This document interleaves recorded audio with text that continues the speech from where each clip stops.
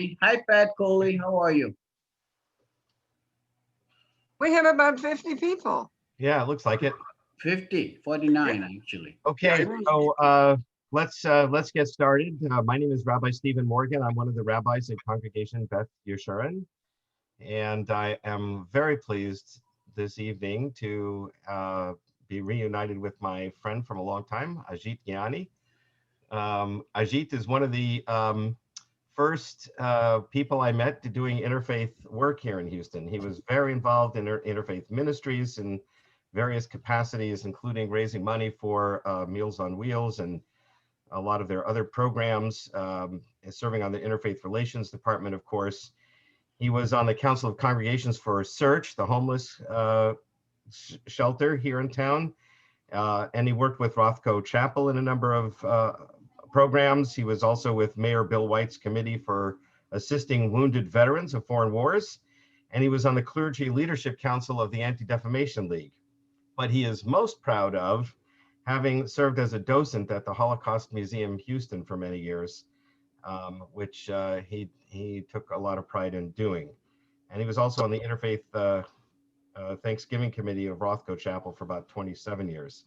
He was here in leader in the Houston Baha'i community for 36 years, where he served on the assembly for over 25 years and as secretary of the assembly for 22 years. He's spoken to the JCC, the Jewish Community Center here in Houston, at Beth Yeshurun and our Kahila High School program to our high school students about the Baha'i Faith. And then he abandoned us and he moved to Austin in 2016. So that's why I'm delighted to be able to see him again, at least on Zoom. And I'm looking forward to his presentation. Tonight, he's going to talk about the history and basic practices of the Baha'i Faith and explain how the Baha'i Faith came to have two of its most prominent international shrines in Israel, and talk about his experience being there in Israel as well. So without further ado, Ajit, it's all yours. Thank you, Steve. Just as Rabbi Steve said, we have been very good friends since the rabbi abandoned being a lawyer and became a rabbi. I always thought that was the move up, Steve. I'm glad you did it. And even though I have a child that is a lawyer, I think that being a rabbi is a much more respectable and honest profession than being a lawyer. So thank you. So here is kind of the agenda I have laid out. Here are some of the things I will talk about. And because this is only 45 minutes, I'm going to try to rush through everything that I am saying. And hopefully I will not forget anything important, but I have a good, strong suspicion that I probably will. The question I want to ask Steve, can you hear me? Am I loud enough? Yes. By the way, let me also add that if you have any questions, you can put them in the chat box. And yes, and I'll be monitoring that. So okay. Yeah. So I'm going to position the Baha'i faith in relationship to the Jewish faith. And by the way, I refuse to use the term Judaism. I only use the term Jewish faith. And there is a personal reason that Steve and I have talked about before why I won't call it Judaism. But I will talk about the Baha'i faith, its history, its origins, its theology, some of the basic ideas of the Baha'i faith. But I will also talk about how the Baha'i faith relates in the larger sense to the Jewish faith. So the early 19th century, there was an air of expectations in the whole world about the coming, the second coming, the return, etc. In America, there was the Millerites who sprang up, assuming and saying that it was time for Jesus to come back. In addition to the Millerites, the Seventh-day Adventists and such groups came about, again with similar expectations. And also, there was a huge German colony established in Israel, or what is now Israel, the German colony in Haifa, the German colony in Jerusalem. you can still see the remnants of the German colony there. As you probably know, the Germans were then expelled from the Jerusalem and Haifa and all those areas in 1917 by General Allenby. This is during the First World War, and the Germans living in what was then became occupied by the British was not for the British a good thing. So they were expelled. Anyway, in 1844, in the country of Iran, historically known as Elam, E-L-A-M in the Tanakh, the young fellow named the Bab, he was 25 years old, arose to explain that he was the coming and the fulfillment of one of two prophets that God was to send in this time. And he takes on for the Baha'i somewhat of the role of Elijah. He is a forerunner, and he is the one who first proclaimed a new religion. His proclamation has several aspects to it. One, he's an independent prophet. Second, he announces the coming of one greater than him who is going to establish a worldwide religion.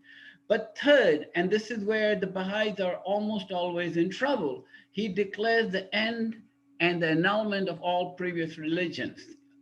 And that has led, as Steve, you're probably aware of, a tremendous amount of persecution and killing of the Baha'is over time. But during his own time, his own ministry, 1844 to 1850, there was a tremendous amount of persecution of the Babis. He developed a very large following in Islamic Iran, but there was also a concurrent persecution. And by the way, that persecution still continues to this day. The Bab was executed, a firing squad, a flame of fire. He was executed in the city of Tabriz in 1850. His mortal remains thrown outside the city and then collected by his followers and hidden from place to place and moved from place to place over 60 years before they were finally laid to rest on Mount Carmel. Let me just interject one thing here. For those who may know Arabic, Bab means gate, right? So he was like, I guess, sort of the gateway to the Messiah, right? Correct. Yeah. Correct. And in that sense, when we pray for Elijah to come, Elijah's supposed to come with the Messiah, so he's sort of like the Elijah figure in your. And that prophecy about the coming of the Messiah and the Elijah comes from the last book of the Tanakh, Malachi, which says that Elijah will come with them. Anyway, one of his most prominent followers, early followers, was somebody we call Baha'u'llah. And the term Baha'u'llah simply means the glory of God. He was, Baha'u'llah himself, the son of a minister to the Shah and a fairly wealthy person. And he became one of the Bab's most prominent followers. The Persian government reached a compromise about not executing him, but instead asking him to leave the country. And he headed out to south to the city of Baghdad. So if you know the history of the Middle East, you know that Baghdad at this point is not a country of Iraq or anything. It is just part of the Turkish Ottoman Empire. So Baha'u'llah has been now in 1853, arrived in Baghdad and has gone from being within the control of the Persian Empire to the control of the Ottoman Empire. He lives in Baghdad for 10 years, 1853 to 1863. In fact, almost exactly 10 years. He had arrived in Baghdad April the 8th, 1853, and April the 21st, 1863, he's ordered to leave. And he is sent off to Constantinople in the capital of the Turkish Empire, the Ottoman Empire. He stays in Constantinople for 4 or 5 months. Then he's sent to Adrianople for 5 years. And then from Adrianople, he is exiled to the prison city of Akka, then also part of the Ottoman Empire. It was the Crusader city of St. John d'Arc, uh, which was built over an existing city. But Akka is one of the oldest towns. It's mentioned in a lot of holy scriptures. It is a very old town. One of the things about Akka is that it is a city surrounded by walls. It's a walled-in city. There's only two ways to get in and out of Akka: by sea or by the land gate. And both the sea and the land gate are closed, used to be closed at night and guarded by security. So you couldn't get in and out of Akka. You were either within the prison. There is a prison in Akka. And as you know, the prison in Akka also held a lot of prisoners during 1920 to 1948, prisoners that from the Irgun and other irregular forces were housed there. And many, both Arab and Jewish people were executed there in the prison of Akka. So the prison of Akka today is like a museum. If you go there, there is a section which is a prison cell of Baha'u'llah and his family that's been handed over to the Baha'is, but the rest of it's still a museum, and it basically reminds people of all the early fighting and the early killing that went on under the British Palestinian Mandate. This map sort of lays out the journey that Baha'u'llah took as a prisoner. And by the time he passed away near Akka, it has been 40 years. So his ministry was a total of 40 years. And he went from Iran to Iraq, currently Iraq, then to Constantinople, Adrianople, and then back here in the prison of Akka. Is there, sorry to interrupt again, but 40 years is obviously an important number in the Jewish world. The last 40 years of Moses' life was I know. him going back to Egypt to get the Israelites out and wandering in the desert. So that's not a coincidence, I assume, for you. Well, 1853 to 1892, when he passed away, is almost exactly 40 years. It coincidentally works out that way. So what do Baha'is believe? Baha'is believe the God, Elohim, I'm going to use that term. Elohim is unknown and unknowable, that he progressively reveals his wishes for mankind through a series of teachers that we call prophets. And that each of these prophets brings teachings and guidance appropriate to the time in which we live. We globally call all of these prophets who revealed guidance and religion to us as manifestations of God, because they reveal divine qualities, they manifest divine qualities. In fact, a Baha'i will almost always tell you that a manifestation of God is as much of him that you can know, that the divine is unknown and unknowable. Baha'u'llah, we believe, is the coming of the Messiah, and a Baha'i is the follower of Baha'u'llah.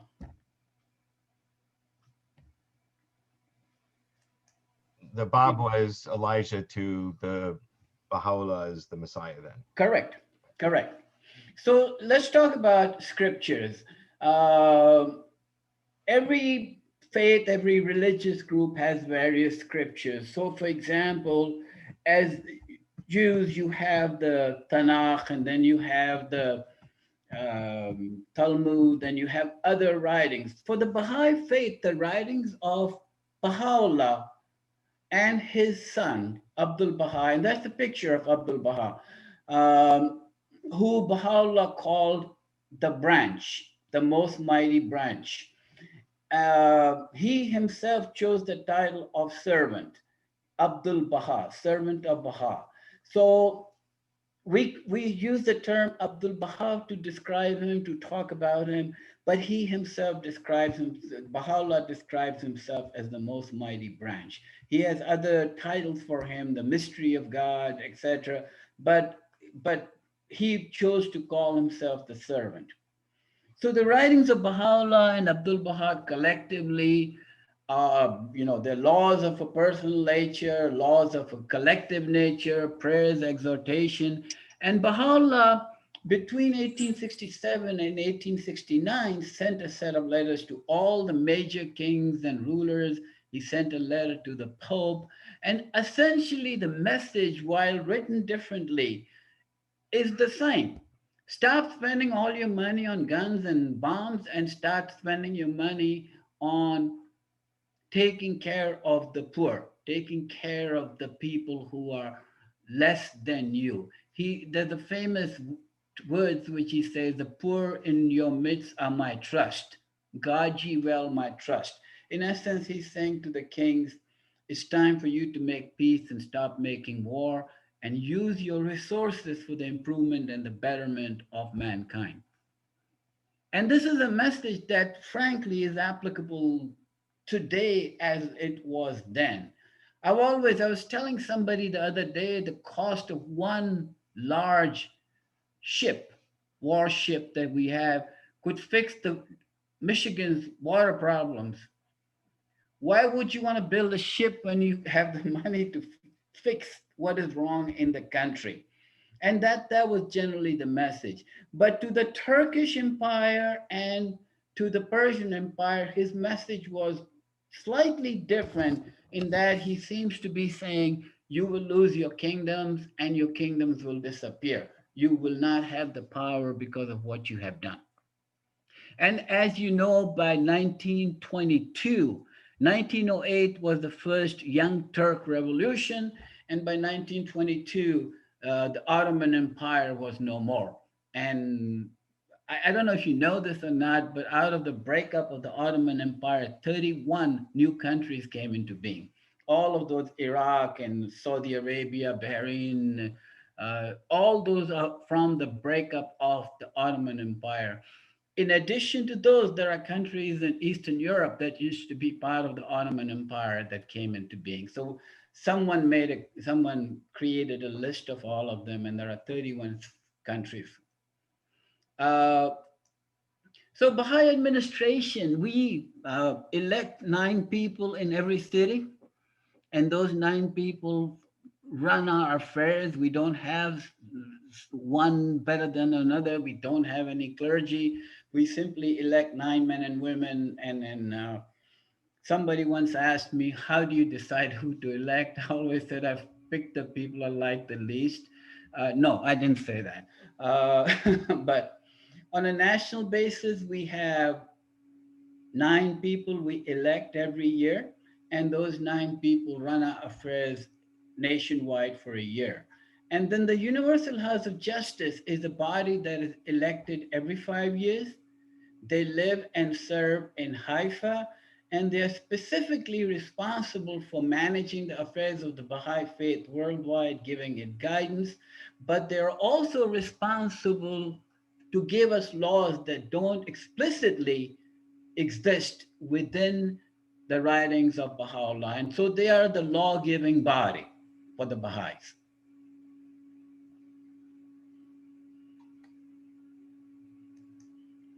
So what do we believe in?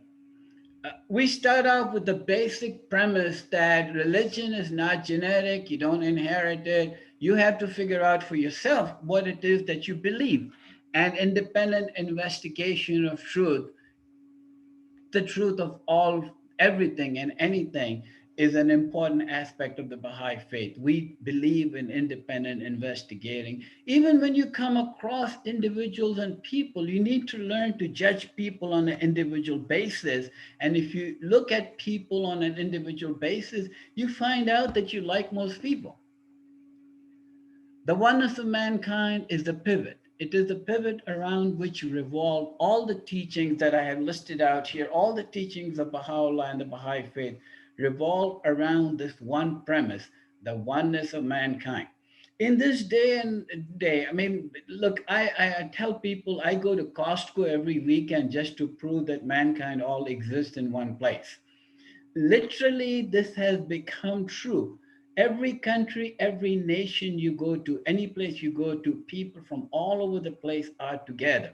This was not a possibility 100 years ago. This has become a possibility today. This is a day when science has proven through the Human Genome Project that my DNA matches yours, Steve. 98 to 95% of my DNA is the same as yours, as Amos's, or anybody else's. So we, in fact, are really, really one. Where we lack, what we don't have, is the moral, intellectual, psychological, emotional ability to recognize that we are indeed one. And we are coming to that point. We're coming to that point where we are going to have to start recognizing the oneness of mankind. There is no way around it. If we are to live at peace and we are not to destroy each other, we have to recognize that in the past, we used to say we are all created in the image and likeness of God.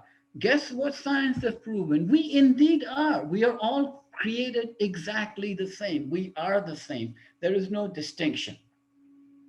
There really is no distinction. And then I've just listed out all these principles and ideas that Baha'is believe in. We believe in the harmony of science and religion, for example. We say if science prevails completely and religion is eliminated, then we fall into rank materialism. On the other hand, if we only believe in religion and don't believe in science, we fall into rank superstition and nonsense. Religion and science are both aspects of the truth, and they both have to agree with each other. And it's a very important idea for the Baha'is to say that if science can prove it, we'll accept it. Science has to be able to prove it. And then we talk about equality of men and women. We work on eliminating all forms of biases and prejudices. We want people to forget about all the nonsense. And then, by the way, it is becoming more and more apparent in this day that much of these prejudices that people have are learned, they are acquired. We don't inherit prejudices. We are taught prejudice. And the first place we are taught prejudice is within our own homes. And so we believe that education is important. We need to teach people this idea, this notion of the oneness of mankind. And we also really strongly believe that all the nations of the world should come together, create a peaceful world, stop wasting the money and energies and resources on bombs and ships and submarines. Instead, spend that money on improving the lots of mankind. Folks, 2/3 of the world lives in abject poverty. Really, and then we who live in America don't recognize the levels of desperation and the levels of poverty in the world. I grew up in it. I know how poor really is. We always think of, we tell people that people are poor over there, and somebody in America said, yeah, I've seen poor people there in America. And I almost always come back with, no, you haven't. Go to Mexico City, go to Bombay, go to one of these countries, and then you will recognize what being poor really is all about. So let's talk about something else. Here's a few prophecies I wanted to share with you from the Tanakh. And one of the important things about the coming of the Messiah, we believe, is that when the Messiah comes back, the Holy Land will change. The wilderness and the parched land shall be glad, and the desert shall rejoice and blossom as the rose. The desert shall blossom as the rose.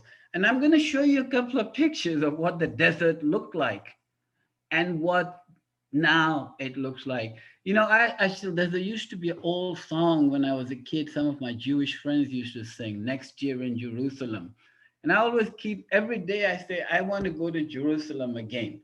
And I am going to go 2020, probably in December. But it is one of the most beautiful cities. It does not look like what it used to look like. And then the Tanakh says when the Messiah comes and the ransom of the Lord shall return and come with singing into Zion, and everlasting joy shall be their heads. They shall obtain gladness and joy, and sorrow and sighing shall flee away. And in essence, the prophecy that we believe has come true, the coming of the Messiah, is that the Jews have been allowed to return finally to the Holy Land. And then this, what happened here? I'm covering my, okay. Uh, and I shall bring again the captivity of my people of Israel, and they shall build the waste cities and inhabit them, and they shall plant vineyards and drink the wines thereof. They shall also make gardens and eat the fruits. And I will plant them upon their land. They shall no more be pulled out of their land which I have given them, saith the Lord. And this is from the book of Amos.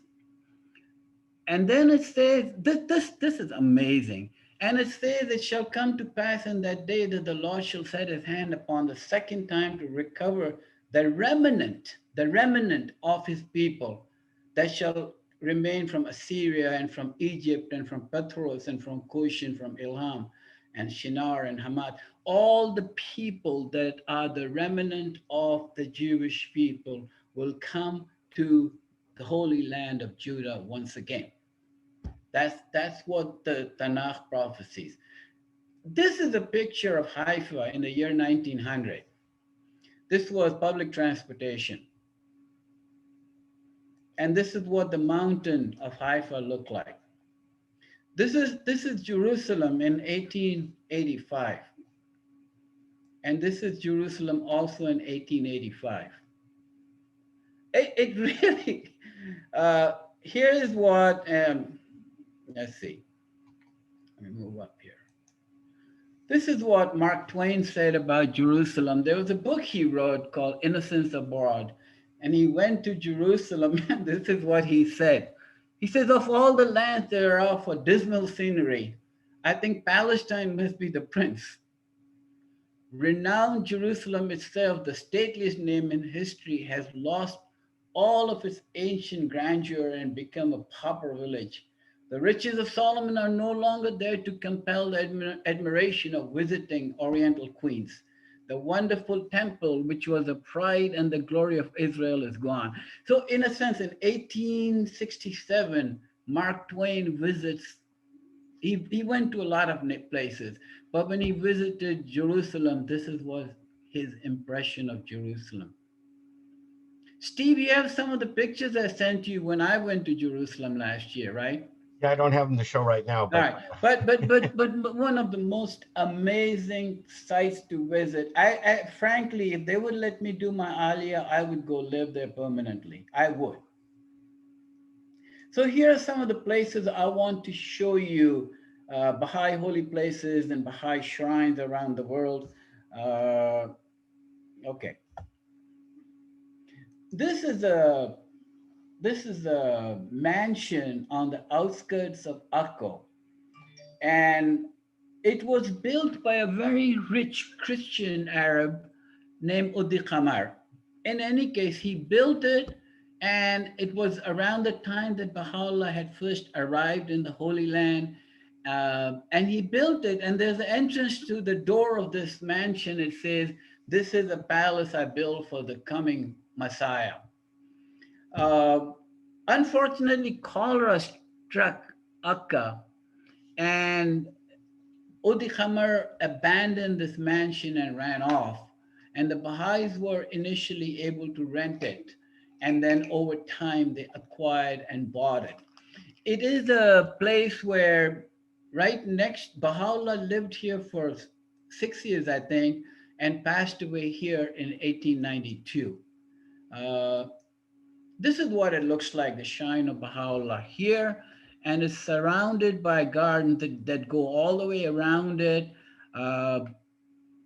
Beautiful sight at night, really. And this is, when I say the desert shall blossom as the rose, you can see the blossoms here in the desert. It is one of some of the most beautiful gardens. It just is an amazing sight. I want to add that this is not like just less than a mile probably away from my cousin's home in Bustana Galil. Is it? A little moshav north of Akko, yeah. So it's really right near there. Is your husband's wife a good cook? Because I want to go visit them. Well, he's a nice guy. Yeah, we'll have to go together. All right. Now, this next building is the Shrine of the Bab. I remember he is one who we said is the Messiah, the Elijah in Baha'i theology. that his body was smuggled from place to place and moved from site to site. And in 1909, March 21st, 1909, his final remains were laid to rest here. Um, why 1909? Why has 1909 become such an important date? Well, 1908, there was a young Turkish revolution. And after that, you guys know the history. Somebody took a shot at the Sultan, and the Sultan was very worried about his life. And the young Turks forced him to release all the prisoners. And Baha'u'llah's son, Abdul Baha, for the first time in his life, in 1908, became a free man. He could go anywhere he wanted, do anything he wanted. Uh, that was late 1908. 1909, he built the shrine, started to build the shrine, and laid to rest the remains of Elijah, if you will, here. And here's what I wanted to share with you, and why I wanted this to be known. Um, Hear now, O Joshua the high priest, thou and thy followers that sit before thee, for they are men wondered at, for behold, I will bring forth my servant. And he called himself the servant, the branch. And branch in the Tanakh is capitalized, which means it's talking about an individual, a person. And then it says, and I speak unto him, saying, thus speaketh the Lord of hosts, saying, behold, the man whose name is the branch, and he shall grow up out of his place, and he shall build the temple of the Lord. So in a sense, what we're saying, that it was destined that he, Abdul Baha, the branch, would build the temple of the Lord that he was destined to build. Okay there? All right. So this is the shrine of the Bab, who we think is Elijah. And there are 9 terraces that come from the mountain all the way down here. And this leads straight out to Ben Gurion Avenue. And Ben Gurion Avenue is the widest avenue in Haifa, and it leads all the way to the waterfront. And there are 9 terraces to the top. This is the night picture, lights up, and each of these is a round circle, semicircle is a terrace. So it goes all the way to the top of Mount Carmel and comes all the way to the bottom of Mount Carmel. Remember Elijah's story? He went up to the sky in a flame of fire from top of Mount Carmel. So when my Jewish friends ask, what is this? I say, this is Elijah returned to his mountain from where he went up. All right? Now, these are the various buildings that are built in the shape of an ark on Mount Carmel. This is archives. This is ITC. I'm just going to show you the building. This is the building of the Universal House of Justice, the body that I told you is responsible for creating laws for us as Baha'is and creating laws that are not specifically mentioned in the writings of the scriptures of the Baha'i Faith. And it says, it shall come to pass in the end of days that the mountain of the Lord's house shall be established at the top of the mountain and shall be exalted above the hills, and all nations shall flow unto it. So this is the law-giving, creating body for the Baha'is. And it says in the Tanakh that the laws shall go forth from Carmel. So this is Center for the Study of the Text. Now, when I look at all these buildings that I just showed you, you can see the shape of these buildings. They are built in the shape of an arc. And if you go to the far right, this hidden by the trees, but there is the shrine of the Bab, the shrine of Elijah, is the continuation of this arc. And this is the terraces leading up from the shrine of the Bab, up and down. You've been there, right, Steve? Yes, unfortunately, the last time we went there, it was, unknowns to us, a Baha'i holiday. So the grounds were closed, we weren't able to get into to tour around. Mm. But I was there on an earlier occasion. It is, honestly, I wish I had time to show you pictures of the gardens. I have never seen gardens and man-made beauty so beautiful, so well maintained. And by the way, I watched people mowing the lawn at an angle, and they had the lawnmower tied with the rope, and they let it down slowly and pull it up slowly. That's got to be one of the toughest jobs in the world to do, mow that lawn. Now, we have Baha'i houses of worship around the world. Uh, these are the ones that are now complete, open to the public, and there are other ones that are being built, and once they're being built, I'll add them to my presentation here. But this is the Baha'i House of Worship in Sydney, Australia. Uh, this, of course, to me is the most beautiful temple in the world. It's the Baha'i House of Worship in New Delhi, India, built in the shape of a lotus flower. It can seat up to 2,500 people inside the main hall. It is surrounded by pools on all sides, and when the wind blows, it blows wind over the water, and the wind rises above, rises through this temple, and that's Indian style air conditioning. Literally, that's how it works. There is no air conditioning there. That's how it works.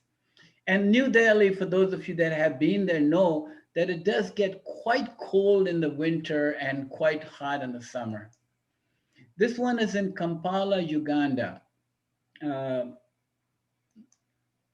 this, I don't know if any of you been there to Wilmette, Illinois, just north of Chicago. Somebody asked why Willamette, Illinois was the place where the temple was put. Why was placed there? Baha'is were broke. They didn't have a lot of money. And Chicago was a city where land was hard to get. And in the early 1912s, 1910s, Wilmette was a little village almost. It's not what it has become now. It was a very small country town, and land was available. I suspect that timing and pricing and everything had something to do with it. Now, of course, Wilmette and Winnetka are the most expensive suburbs in the Chicago area. But in those days, Wilmette probably was affordable, and there was plenty of land available then. How many members are there in the Baha'i Faith and around the world? Around the world, uh, I just read an article in something that says there are 20 million Baha'is. I don't know if that's accurate or not. Uh, Frankly, I'm going to say between 15 and 20, but I don't know. Yeah. It's really hard to keep track. I mean, it's literally impossible to keep track. Yeah, we have similar problem in the Jewish world, but it's about the Yeah, same. I mean, people move, they don't tell you. It's just a hard thing to keep track of. Um, and there are people who show up. I've seen people that show up at events and I go, who are you? He goes, I'm a Baha'i. I've been a Baha'i all my life. And I go, never seen you before. Go, well, I've been busy. So it works that way for all of us. This is in Panama City, Panama. This is Germany.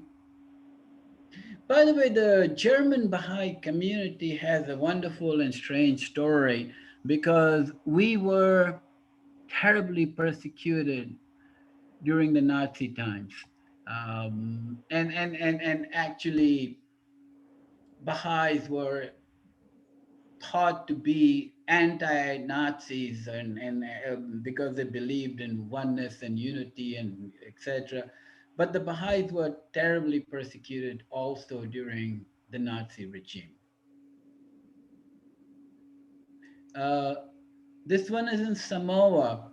And this really has its own story. The King of Samoa, about 27 years ago, became a Baha'i, and he accepted the Baha'i faith and helped with the building of this temple. And his family is all Baha'i now. So this one, I'm kind of getting used to seeing it. It's a different shape.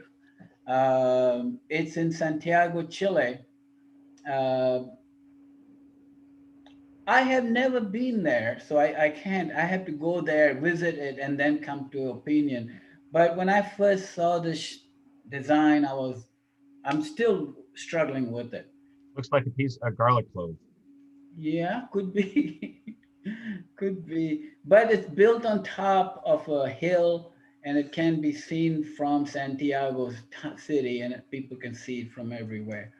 People are, This, I'm people are sorry. asking what is worship like in these places? What is a Baha'i service like? Okay, so let me talk about, first of all, the Baha'is have prayers that we are obligated to say every day, and we don't require a minyan, Steve. We are supposed to say it in private. We say our own prayers. Uh, at the houses of worship, we pick writings from the Tanakh, the Quran, the Christian Bible. We have choirs. We pick anything that we consider holy scripture we can read from. Um, so we have private services, and then you've seen the Baha'i prayer book. And when we have meetings in the Baha'i centers and Baha'i places, we pick writings that we wish to see, and then we have lots of music. Baha'is love music, and there's a lot of great Baha'i singers. You know some of them, like Seals and Crofts and his brother England Dan and John Ford Coley. And um, I used to love my favorite music was that Dizzy Gillespie did, the bebop stuff. I love that stuff. No, but we had a big conference in New York in 1992, and Dizzy Gillespie performed there, and I was just blown away by his music. And the fact is that you could go up to Dizzy and say, "Hi, my name is Ajit," and he shake hands with you and say, "How are you? I'm so happy." He wanted to give you a hug, and what a friendly guy he was. Um, so yeah, we have a lot of music. We do have a music. Although I am Steve, I'm of the view that we need to start hiring cantors, so we have professional singers too.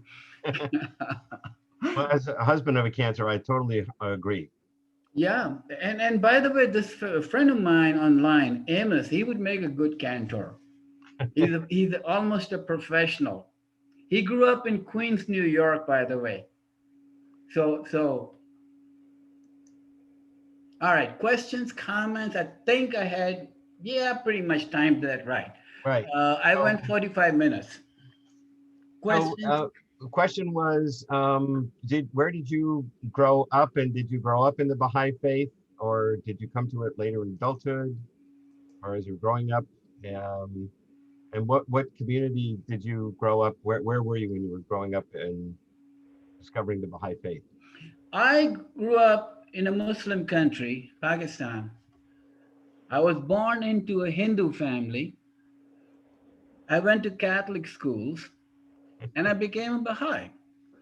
I achieved all this before I was 17.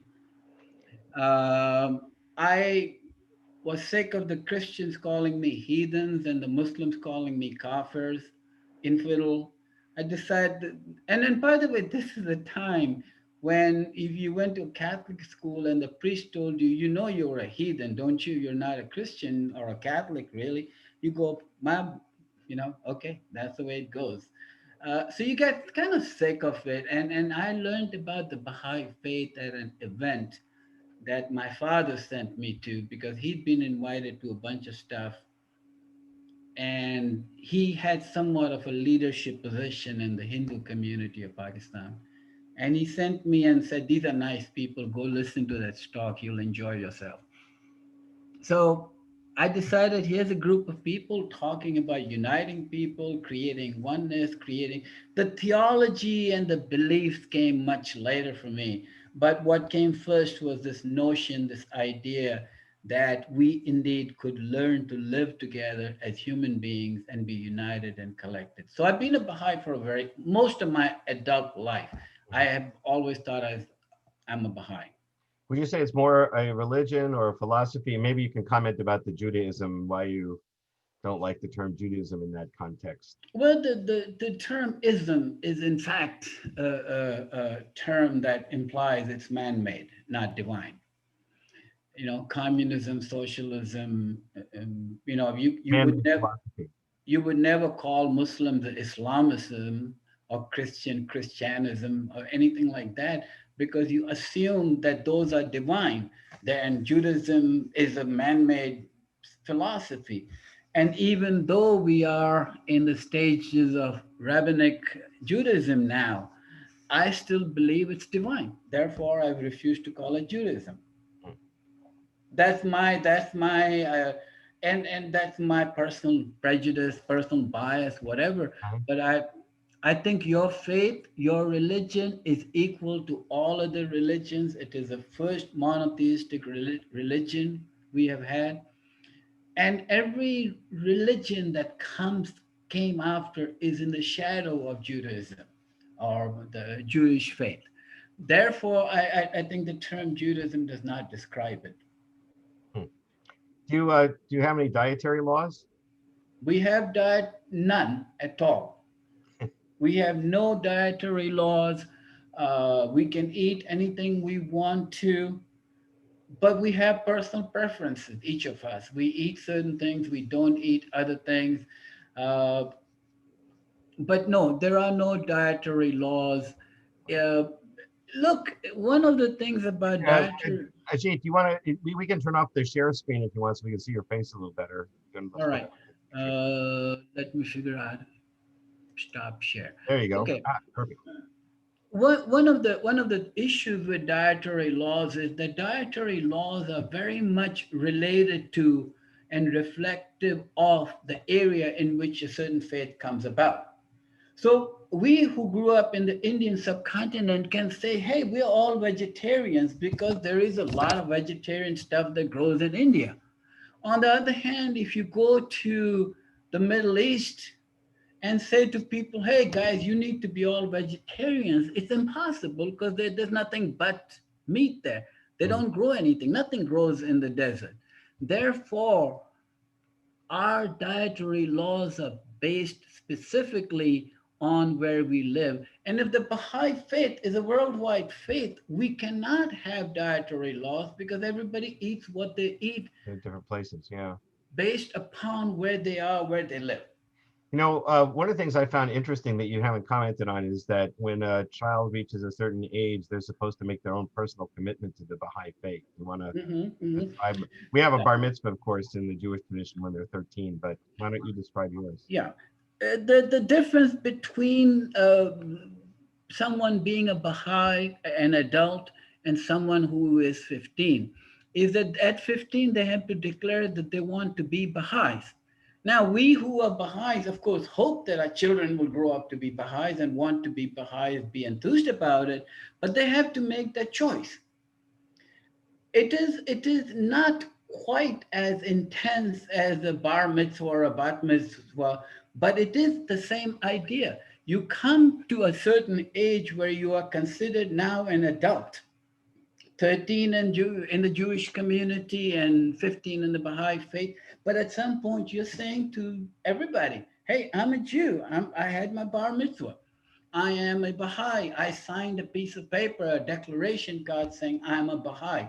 Therefore, you don't necessarily inherit your faith, your religion through your bloodlines. It's not genetic. You become what you become because you accept it and because you commit to leading your life according to what your faith prescribes. Is there a prohibition against drinking alcohol? Yes, absolutely. Baha'is don't drink alcohol. Well, Baha'is are not supposed to drink alcohol, and they hopefully don't. But one of the things I want to point out that is very important for us as Baha'is, we understand this, that if there is to be judgment on anybody or any subject, there is to be judgment. That judgment comes from God, comes from Elohim. I keep saying God because slip into it. Therefore, since I have not been appointed God recently, I don't judge anybody. It's not my job, my task to judge any individual behavior.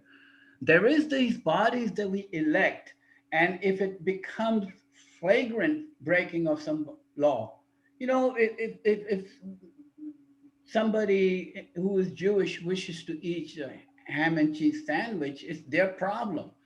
But if they want to come cook a ham in front of your shul, then you have a problem with that person, and you probably tell them not to be doing that again. And that's how we approach this. Um, these are the laws. You have read them. You independently acquired this religion. Therefore, try to obey these laws the best you can. It is your responsibility, and it is not the responsibility of anybody else to go around pointing fingers at you and telling you what you're doing right or wrong. Are there any particular holidays in the Baha'i Faith calendar? We have, of course, the uh, holy days associated with the birth of the two founders, the Bab and Baha'u'llah. We have the days that they announce themselves as new messengers of God, new prophets of God. Do you have a lunar calendar? You use a lunar calendar or a solar? Actually, the Baha'i Faith has its own solar calendar, and we are, trying to make sure that everybody has.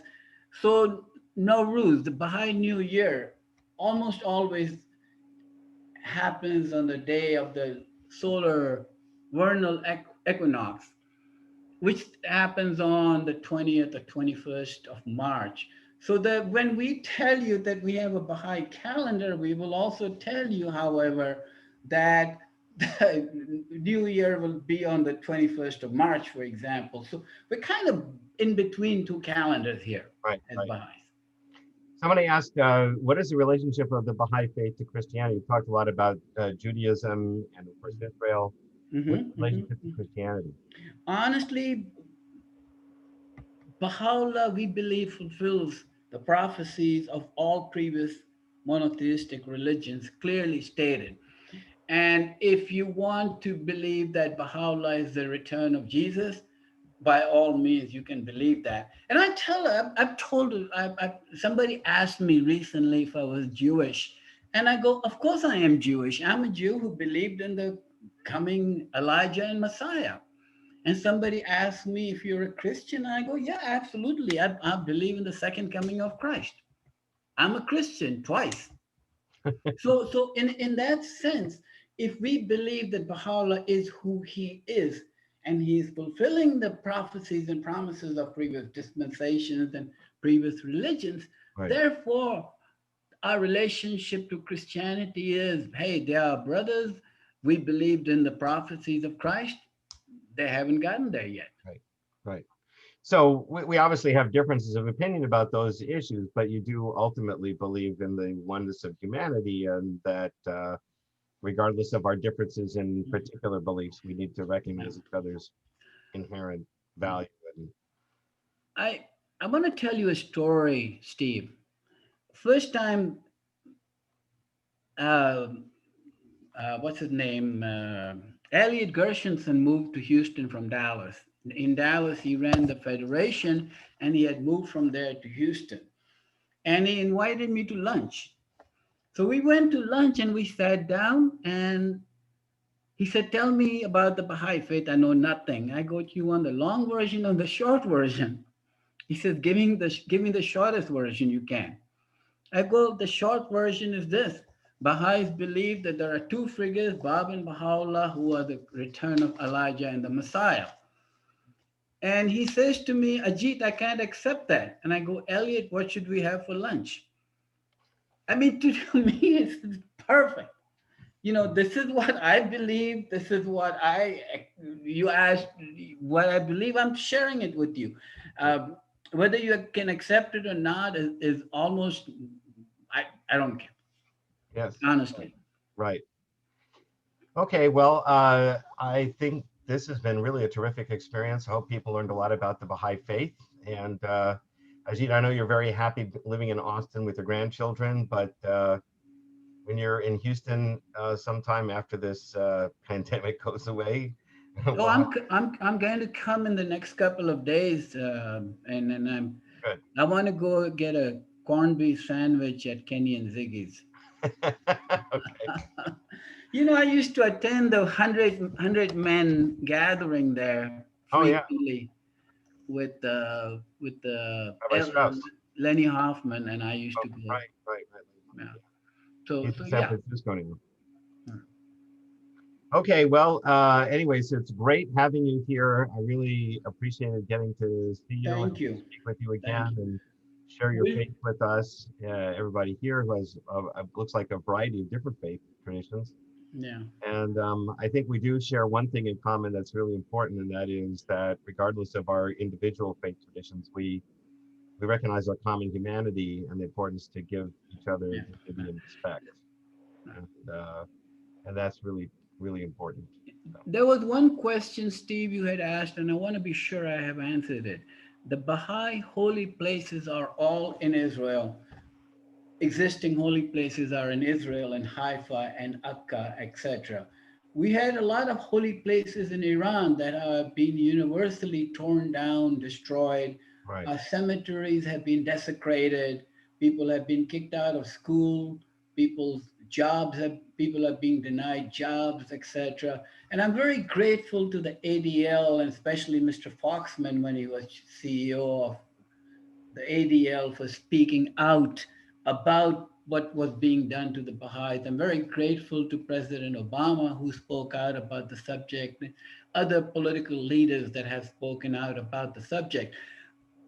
The Baha'i holy places are in Iran and in Israel, and the Iranians call us spies for Israel. And I say to them, look, the Baha'i faith, the founders of the Baha'i faith came to the Turkish Ottoman Empire as prisoners. You guys handed that place off to the Jews. Thank you very much for doing so, but we didn't get there on our own. So the Yeah. Baha'i holy places are in Israel because the founders of the Baha'i faith, one his mortal remains, and the other in chains was brought to what now becomes Israel. And Right. our relationship with the government of Israel is wonderful. They treat us well. And we all, I think there is not a Baha'i here that would not give his right arm to go to Israel right now. Wow. Well, hopefully other countries around the world will come to recognize that we all are one humanity and need to give dignity and respect to everyone. So, Yeah. Thank you all very all much. right. I do appreciate this opportunity. Steve, my regards to Diane and Thank you. Danny. Thank you. And we'll hope to see you soon again. Take care. Okay. Take care. Good night, everybody. By the way, happy early Hanukkah to everybody. Yes. I'm a Thank week you. early, but what the heck. Thank you. Love you guys. See you all later. Okay. Thanks, Jennifer.